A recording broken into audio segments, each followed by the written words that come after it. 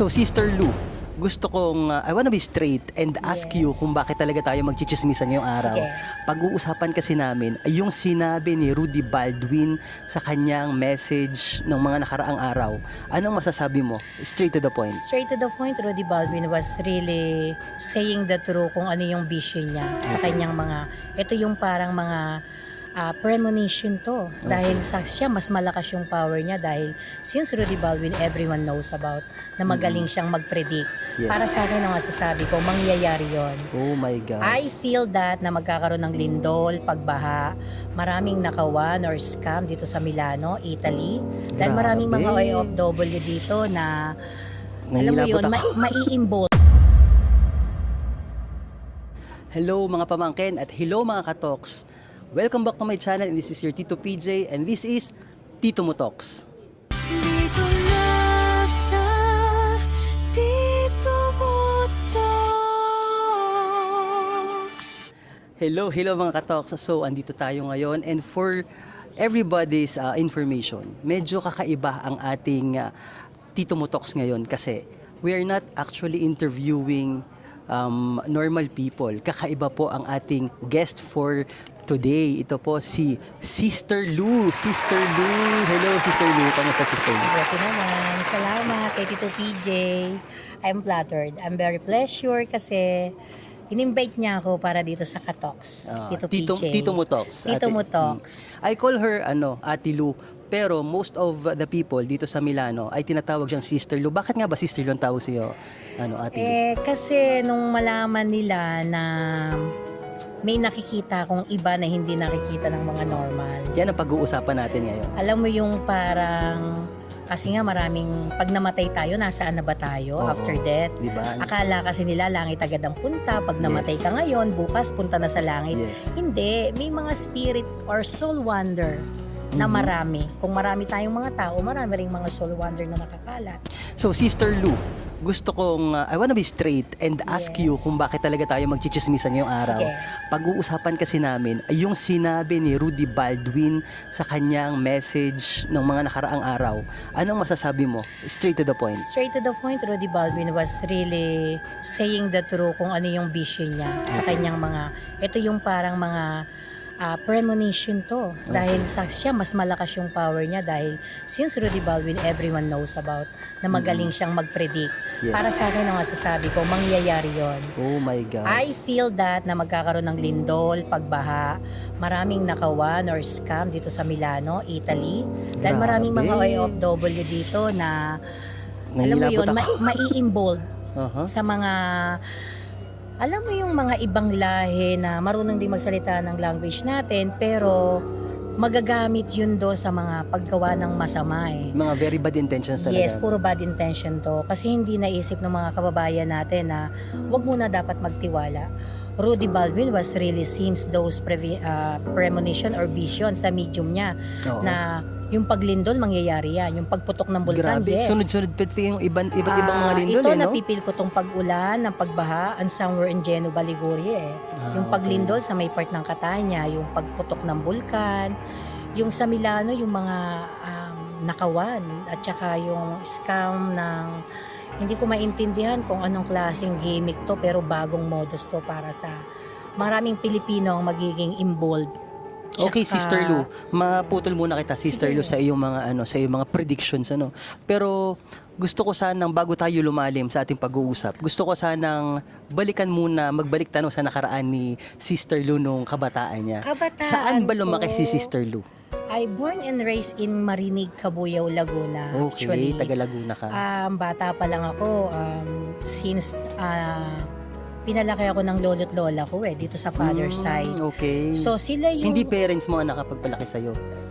kasi mas malapit lang naman yung bahay ng parents ko, yung mother and father ko. Mhm. Pero dito ako pumupunta at natutulog sa bahay ng lolo't lola ko. Mas close ka sa kanila, Mas kumbaga. closer ako sa kanila. Mhm. Then I remember yung lola ko, she used to teach me something, Latin words prayer. Oh my God. That I never really understand kung ano bang ibig sabihin. No, basta ako sumunod eh. O, liwayway, dasalin mo to, banggitin mo to, at 6 p.m. in the afternoon. Ay, bakit liwayway? Tilo, teka lang. Yung kasi yung Bansag sa'yo niya. nung bata ka. Oh my May God, sariling liwayway. tawag yung aking lola sa akin. So, hindi ko naman naiisip yung mga pinapasabi, sinasabi ko. Okay. Tapos nitong lumalaki ako, parang may kakaiba na akong nakaramdaman, nakikita. Pag yung pumupunta ako dun sa lumang bahay, parang may nakikita na akong mga anino, tao. So, nung maliit ka pa niyan? Yes, maliit pa lang ako. Di ba meron tayong mga lumang salamin na tukador na sinasabi? Oh my God. Totoo yun, merong mga tao dun sa salamin. May Sabi mga ko, tao sa salamin. akala ko ako lang yung nakakakita. Oo. Yung mga lumang antik. Di ba yung mga bahay ng lola at lola, may mga lumang salamin na antik ang dating? Mga tokador. Yes, yung mga tokador. Totoong meron. Mga Sabi ko, pulbuhan, no? ako lang ba nakakakita? Syempre kami magpipisa ng bata, parang, nanloloko ka na naman, ganyan, magtatago-taguan tapos para hindi ka makita. Pero nung bata ka, kita mo na ba siya talaga ng live? Paano ba yung nakikita mo nung bata ka? Nung bata Malabo ba siya or ako- talagang totoong tao na siya? Totoong tao na eh. Oh my God. Totoong image of tao, kung babae, babae. Kita ko yung gender kung lalaki. Tapos may bumubulong. I really hear the whisper ng mga salita Okay. na ano ba, parang may nagdadasal pa sa likod ko. Lingon ako ng lingon. Wala Okay. naman. Tapos doon ko na-realize, siyempre, habang lumalaki ka, normal ba to? Nung nag-high school na ako, luma rin yung school building namin. Tapos doon, lagi din ako parang may nakakasalubong na parang aninong itim. Pero open ka na ba sa mga friends mo, sa family mo na yung iyong gift na ganyan? Wala, hindi ka Wala open. akong nasasabihan kasi since childhood parang wala lang eh. Mhm. Parang bata ka pa, hindi ka pa seryoso, hindi mo na Okay. iisip, hindi mo na puro laro lang. Parang pag may nakita ka lang, wala lang, echo lang. Tapos ngayon, nung the more get older, the more Okay. I realize. Kasi nga, parang naisip ko, pag namatay pala yung tao, nasaan na pagkatapos. Mm. Kasi akala ko pag namatay ngayon, bukas sa nasa langit na. Hindi pala gano'n. Sabi ano? ko, sino yung mga nakikita ko? Doon ko na napagtagpi-tagpi. Yung mga Okay. So, spirit na ikaw rin nakikita. mismo sa sarili mo ang naka-realize ng mga bagay-bagay, ng mga paliwanag, Yes, ano? Tito PJ. Akala kasi, pag halimbawa, pinagburo, yung lamay, yung di ba Mhm. tayo may mga 4-5 days lamay, Oo. sabi nagpaparamdam, Oo. tapos magpapakita, 9 days, 40 days. Pero totoo yun. Mm. Kaya siguro sabi ng matatanda, tatakloban yung salamin sa Mhm. bahay. Bakit? Anong meron sa salamin na Sister Lou? Pumapasok sila doon. Okay. Doon sila nagpapakita ng shadow. O doon talaga mo makikita kung may third eye ang isang tao, nandoon sila. Kasi pag lumumpas sila doon, makikita mo talagang sila. Yun Okay, yun. speaking of third eye, Ate Lou, explain natin sa kanila para sa mga Sige. ating mga pamangkin at mga katoks na hindi familiar sa ganitong mga words and terms. Ano ba yung third eye na tinatawag na yan? Yung third eye para sa akin, actually gift to by God. Mhm. Hindi lahat meron o kayang makakita, makaramdam. Pero sa ngayon, yung third eye siguro nag-o-open na rin dahil yung sa akin bigla ko na lang din parang bakit ganito lahat nakikita ko na yung mga Mhm. namatay Mhm. patay na kinakausap ko pa bakit may Oh my ganito parang hindi ako naniniwala na bakit sabi ko patay na kayong lahat bakit niyo ako kinakausap ako Oh na my yung God. nabigla so parang ano to third eye na Okay. kasi sila hindi nila nakikita ako lang nakakakita Tito PJ Mm. tapos sabi ko pa sa kanila bakit niyo ako kinakausap patay na nga kayong lahat Okay. sabi ko ano yun ako lang ang kinakausap So, nila Nung dumating sa iyo tong third eye gift na ito ba yung nung bata ka or mas talagang mas malakas yan nung mas mas matanda ka na naging ngayon? mas powerful nung dumating na ako dito sa Milano, Oh my sa God. Italy. Lalo na nung baptized born again Christian ako ng Jesus Anointed One, to be true. Doon ko mas lalong parang lahat sila nag-appear, nakita ko directly. Even the person to whom I met now o hindi ko kilala, parang sinasabi ko ng diretsuhan, ba't may kasama ka? Ganon. Sabi ko, bakit ganito? Hindi naman ako dating ganito. Okay. Parang feeling ko iba na, hindi na ako to. Pero, pag natulog naman ako, Tito PJ, mapasandal lang ako, ang dami ko nang nakikita. Oh Hindi my ko alam God. kung sino-sino to. Lagi ko sinasabi. Kinakausap mo sila talaga? Kinakausap nila ako, pero ang sabi ko, patay na kayo. Mm. Kasi tinatanong ko, sino ba kayo? Kamag-anak ko kayo? Hindi naman eh. Di ba patay na kayong lahat? Kasi talagang kita ko lahat yung mga mukha nila, nasaan sila, nakatayo sila sa harapan kong ganito, may tinatanong sila, tapos sasabihin nila, patay. Kaya lagi ko sinasabi, sinong namatay? Bakit ka namatay? Tinatanong ko talaga Kinakausap sila. mo rin talaga sila? Yes, tapos pero yung tulog ko na yung parang nakatulog lang pala ako ng 1 hour. Oh Akala my ko God. yung tulog na yun, yung Parang magdamag na tinulog mo isang na. buong ano na yun, ano? Hindi. Hindi pala. Natulog lang pala ako ng parang, ha? Kaya minsan, yung katabi kong natutulog, ginigising pala ako kasi sabi, nagsasalita daw ako. Pero Ate Lu, yung bang third eye, limitado lang ba ito sa mga kaluluwa or nakakakita rin tayo ng mga elementals, yung mga kapre? Kasi kulturang Pilipino natin yan eh. Yes, Yung yung mga kulturang kapre, Pilipino. mga duwende, Yes. mga tikbalang. Anong masasabi mo dyan? May kwento ka bang ganyan? About tikbalang, wala akong experience. Wala kang Pero experience. sabi nga ng lola ko, may tikbalang daw. Totoong may tikbalang. Okay. Totoong may mga duwende. Okay. Ito yung nasa Pilipinas tayo. Pero may experience ka ba? Wala akong na-experience On your own. about that. Wala. Pero- Kahit dito sa Milano sa atin, wala ditong ganon. Kasi for 16 years na ako nasa Italy Mhm. eh. So talagang ang na-realize ko yung talagang spirit na malalakas. Spirit. Okay. Pangalawa, talagang yung pang namatay ngayon, nakita ko na agad after few days. Mhm.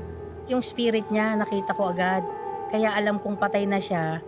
Kasi sabi ko, di ba ikaw yung pinagbuburulan doon, tapos ba't nandito ka? Oh my God. Yun. Kaya sabi ko, ano to? Ako lang nakakakakot. Kaya Nakakakita doon sa ako kanila. parang, I get more stronger the more I get older. Pero Ate Lu, pag nakikita mo ba yung mga spirits na ganon, do they talk to you? Ano yung nagsasalita ba yung bibig Ano nila sila? nagsasalita? Or Um, telepathic pa rin yung sinasabi nila?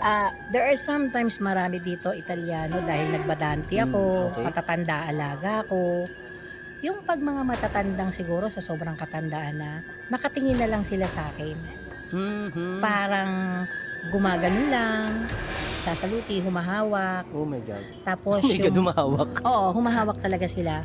Na parang, kasi minsan, tinatanong ko sila, sasabihin nila, patay na sila. Oh my Kasi God. tinatanong ko, nasaan ka, bakit ganyan ka, patay na nga talaga sila dahil hindi naman talaga sila nakikita ng iba, ako lang nakakakita sa kanila. So minsan, nagsasalita yung iba hindi. Okay. Yung iba talagang totally, parang shadow, parang anino, real spirit is real. Mm. Talagang, alam Pero how yung- can you distinguish a good spirit from a bad spirit? From the good spirit, ma-energy ano ko yan sa pag nag-react ako, Kuya Tito PJ, iba yung reaction ko. Pag bad spirit Pag yan. bad spirit, I get more very wild. Okay. The attitude, iba. Iba yung talks, iba yung tawa ko, iba rin yung mata ko, iba yung itsura I mean, ko. yun Ate Lu, ang gusto kong maintindihan. Kumbaga, when the spirits come to you, pinipilit ba nilang pumasok sa Okay. katawan mo? Or, kasi, di ba, si Ate Lu po, actually, makukonsider po natin siya as medium talaga. Ano po? Yes, As Sister I'm a Lu. medium. I'm a Medium po talaga si Sister Lu. So, yung medium, ano ba yung ginagawa ng medium? So, ikaw yung pinaka... Sa medium po kasi, Tulay, no? yes, sa Ng- medium po kasi, may mga taong walang third eye Mhm. na kapag hinawakan ko o minsan, masasabi ko o naituro ko na meron po siyang kasamang mga spirit Mhm. o ito pong isa meron po itong kasama, Opo. meron siyang kulam ng kulam sa kanya. Oh my God, kita mo rin Ate Lu ang kulam? Yes, meron siyang mga, yun yung nakikita ko, the difference of spirit and the mangkukulam. Mhm. Or minsan yung mga normal tao na buhay ka ba pero di ba yung may mga taong nagko-curse? Mhm. It's real effects ha. Akala nyo ba Nakaka-apekto hindi? talaga yung mga Yung- salita. Yung mga masasamang mabibigat na salita. Oo. Actually marami dito sa Milano na akala nung iba nating mga kababayan dyan. Yung mga ibang lahi rin marunong din kasi silang magsalita ng parang bulong o dasal na bati. Mhm. Minsan nag-a-offer din yung sa atin ng curse, yung masamang salita nila. So Ate Lu, yung mga spirit na to, ito ba ay gustong pumasok sa katawan mo? Hindi naman lahat gustong pumasok Okay. dito PJ eh. Actually Hindi. yung pumapasok sa akin every Sunday dahil since born again Christian na ako, I do always prayer. Every now and then, morning, afternoon, evening, everywhere I do always prayer. Mhm. Madalas sa trabaho ko dahil luma yung building Oo. yung ako lang mag-isa sa bahay ng amo ko. Unang pasok ko doon talagang parang ano ba yung nahulog? Wala naman akong kasama. Sabi ko bakit may natumba doon? Nalaglag yung kwadro. Ano to? May mga ganyang paramdam. Sabi ko ano nangyari? So Ako sila lang- to, sila ba to mga to nagpaparamdam sa'yo? Oo, So, sila yon. Okay. Sila pala yon na Tapos hanggang parang may dumadaan ng Gusto anino nilang sa likod mapansin ko. mo sila. Yes. They calling my attention Okay. para lapitan ko sila. At doon ko nakita, ikaw pala. Sabi ko, bakit? Bakit mo ako kinukuha? Kasi namamalansya akong ganyan eh. Okay, Naglilinis yung ka. normal na trabaho din natin Normal dito, na no? trabaho, naglilinis ka, di ba? Hindi mo naman para intindihin at pagpapasinin niya. Mahulog kayong lahat dyan, magtumbahan kayong lahat dyan. Yes. Pero iba, Tito PJ, pag yung parang may dumaan na sa likod mong hangin, Iba yung na. init na to, may dumaang hangin, wala namang aircon doon. Doon ako na parang, it's real, na yung mga lumang building, palasyo dito sa Milano, tapos mag-isa pa, walang katao-tao sa bahay ng amo. Grabe, si Sister Lu, no? Meron po talagang mga nagpaparamdam na minsan tayo, parang pinipilit natin hindi kayo totoo. Pero minsan talaga, kahit ramdam na ramdam mo na, inaano mo kasi natatakot ka lang sa kanila eh. Actually, hindi ako natatakot sa spirit, ito PJ. Ikaw hindi ka takot. Hindi ako natatakot sa kanila kasi wala naman silang Magagawa magagawa sa'yo, eh. di ba? Oo. Kaya lang sila ganun sa'yo kasi alam nilang nakikita ko sila. Pero ano yung appearance nila yung nakakatakot? Hindi ba ano ba yung No. totoo dyan? Nakakatakot ba ang appearance ng multo pag nakita mo sila kung or ano po hindi? yung itsura nung namatay tayo nung huli, nung nasa kabaong, kung anong images, kung anong suot, yun din sila. Di ba may mga sabi pugot ang ulo? Hindi may mga, di ba, Siguro- wasak yung mukha? Siguro Tito PJ yung mga ganyang itsura, bakit sila nagpapaganyan? Yung mga namatay sila ng very violence. Okay. Yung mga nasa bugan, Okay. yung talagang pinutulan ng ulo, walang paa, walang kamay.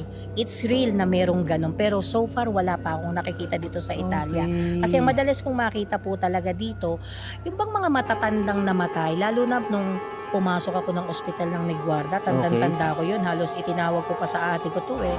Sabi ko, te, bakit ganito lahat ng mga patay dun sa corridor ng hospital, nakatingin lahat sa akin. Sabi ko, akala ko, nung malayo ako, tao lang yun, Na normal. na normal. Na hindi pala sila normal. Na habang lumalapit ako, sabi ko, saan sila? Ano, spirit lahat? Oh my God, spirit pala lahat yun. Doon ako parang, ano to di ba? Hindi sabi Napakaluma mo, nung mga Niguarda spirits, kalma Hospital. muna kayo ha.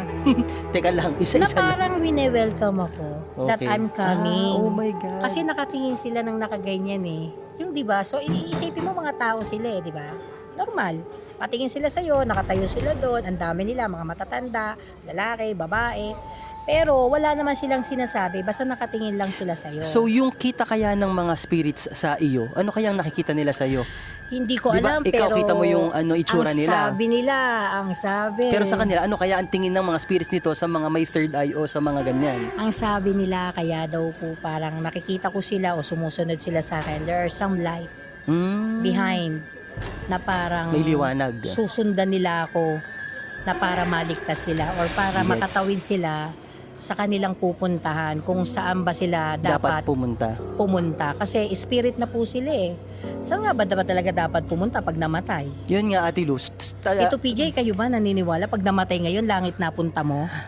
Siyempre, di ba tayo mga Katoliko, lalong-lalo na meron kaming My may mga God. kultura tayo na Yes. pasyam, di ba? May mga Pasyam, pasyam, may pa mga 40 days. 40 days, ganyan. Ate Lu, bakit may mga pasyam pa 40 days? Ano Yung mga... kultura na yan na nakalakihan natin, nakasanayan natin, totoong may pasyam dahil yung kaluluwa ng namatay ng tao ngayon, hindi yan automatic aakyat sa langit. Okay. Wala namang ganun eh.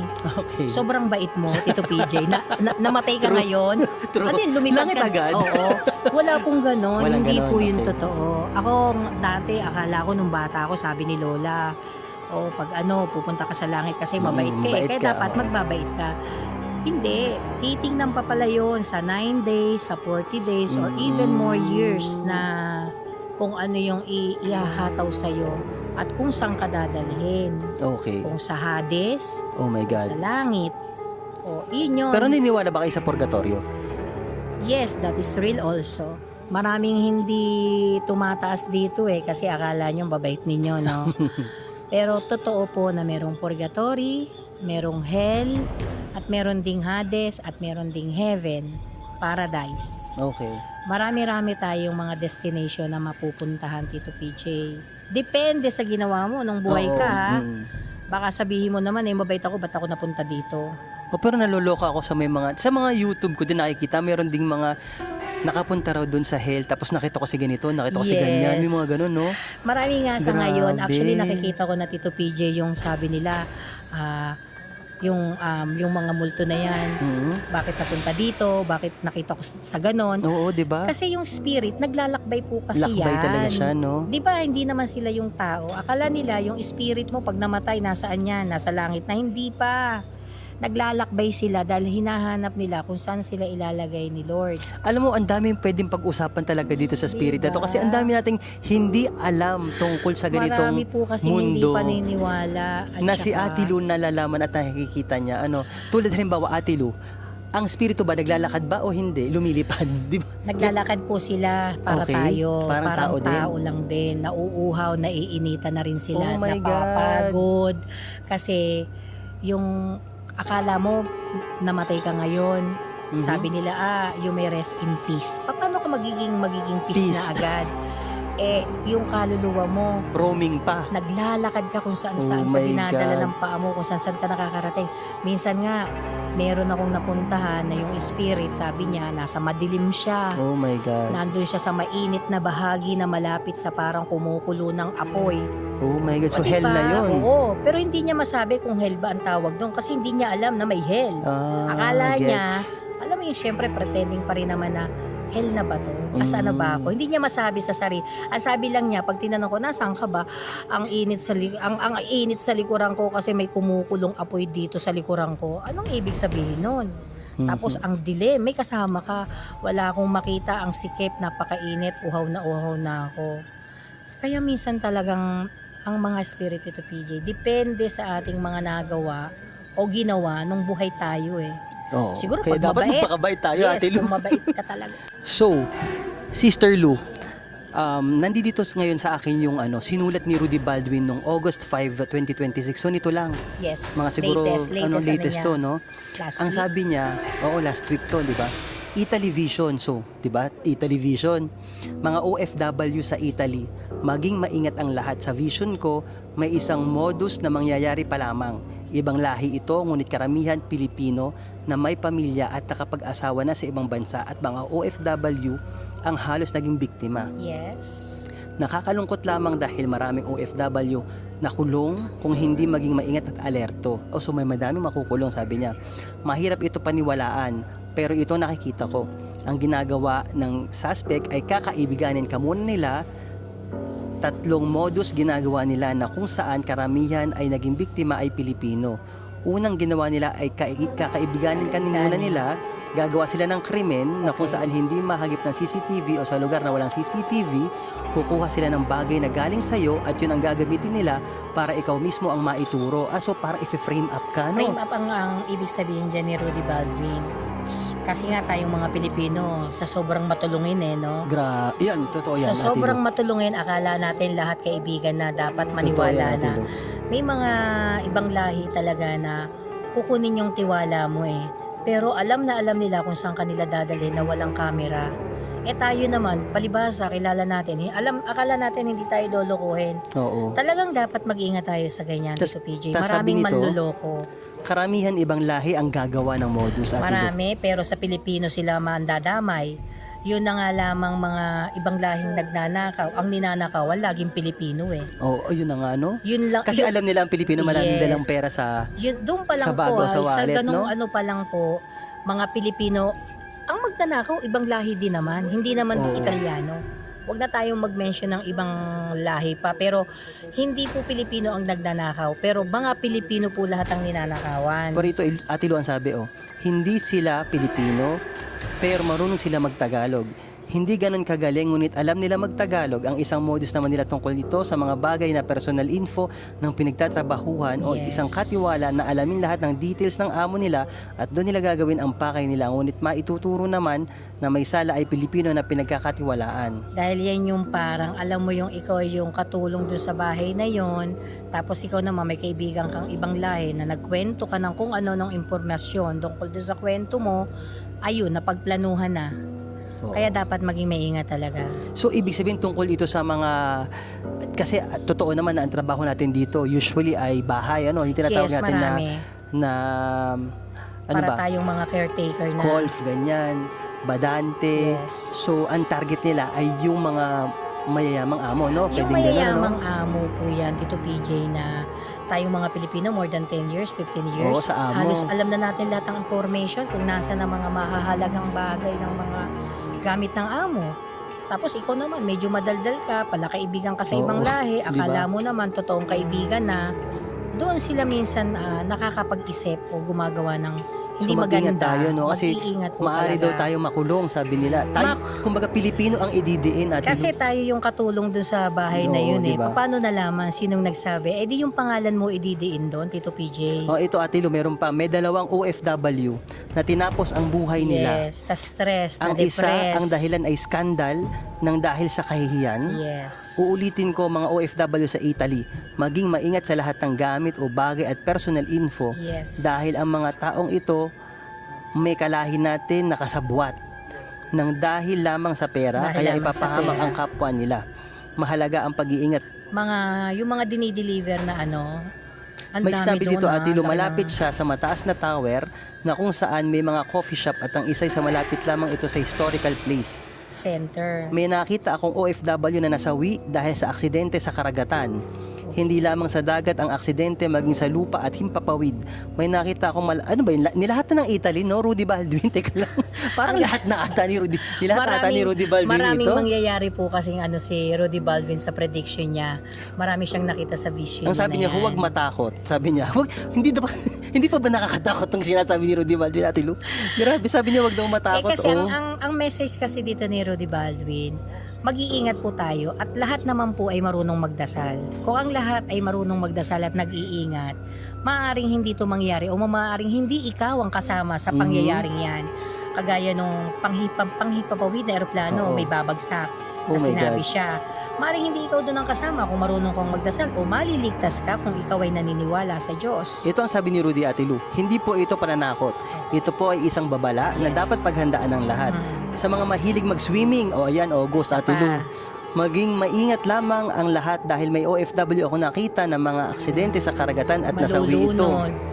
Mga taga-Italy maging handa sa 3 lindol. Ayan, Ate Lu, may lindol pa na kung saan isa dito ay napakalakas. 3 lindol sa loob lamang ng 1 linggo na kung saan isa dito ay napakalakas at nasa bayan ng dalawa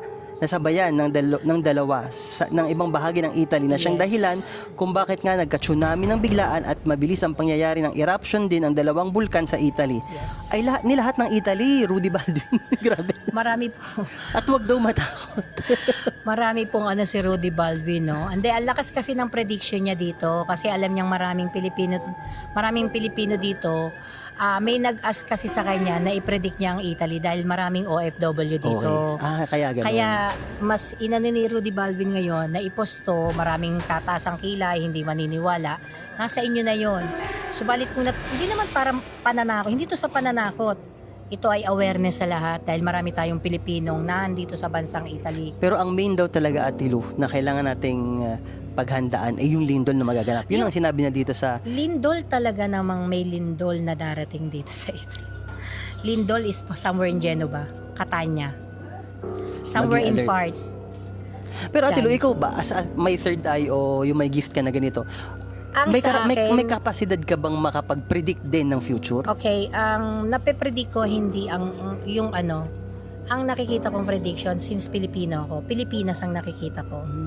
I see always na nasa gitna ako ng dagat. Okay. Lahat maraming tubig. Na tumatakbo ko pero lahat ng Okay. puntahan ko tubig. Na which is na na-realize ko yung tubig pa lang yon.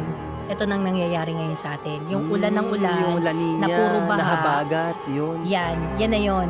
Pero iniisip ko, bakit ba puro tubig yung panaginip ko? Bakit ba ang daming tubig sa lahat ng paligid ko? Iniisip ko, bakit wala naman ako sa Pilipinas, di ba?